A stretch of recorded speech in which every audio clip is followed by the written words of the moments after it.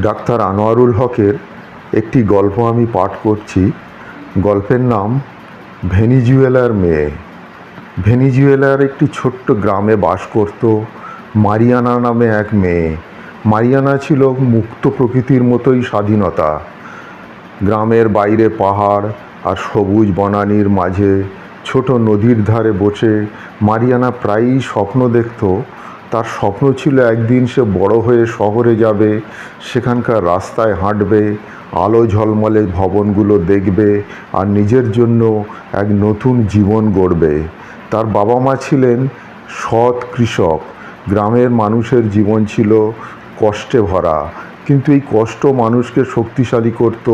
মারিয়ানার বাবা তাকে বলতেন, মা, জীবনে তুমি যা চাইবে তা যদি মন থেকে চাও তবে সেটা পেতেই হবে, শুধু ধৈর্য ধরে অপেক্ষা করতে হবে।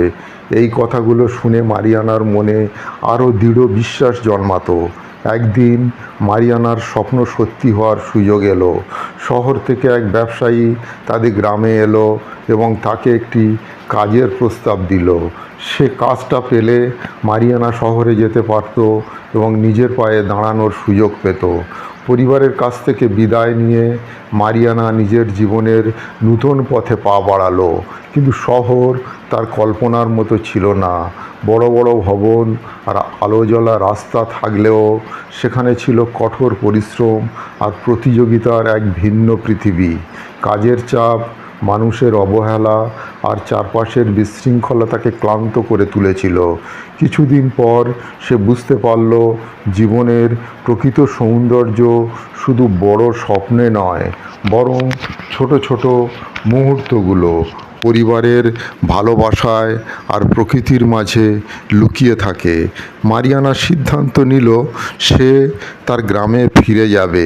সে জানত শহরের জন্য বড় কিছু অপেক্ষা করলেও তার হৃদয় সবসময় গ্রামে ফিরে যেতে চাইতো।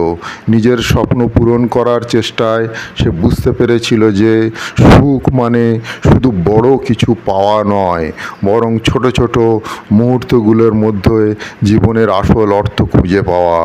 গ্রামে ফিরে এসে মারিয়ানা নিজের জমিতে চাষ শুরু করলো।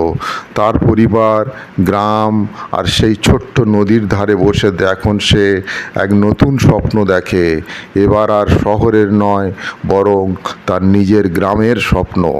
তো সুপ্রিয় দর্শক, এই ছোট্ট গল্পটি যদি আপনাদের ভালো লেগে থাকে, এই রকম গল্প প্রতিদিন এই চ্যানেলে পাওয়ার জন্যে এই চ্যানেলটিকে সাবস্ক্রাইব করে রাখতে পারেন আর ভিডিওটিকে লাইক ও শেয়ার করুন। ভালো থাকুন, সুস্থ থাকুন।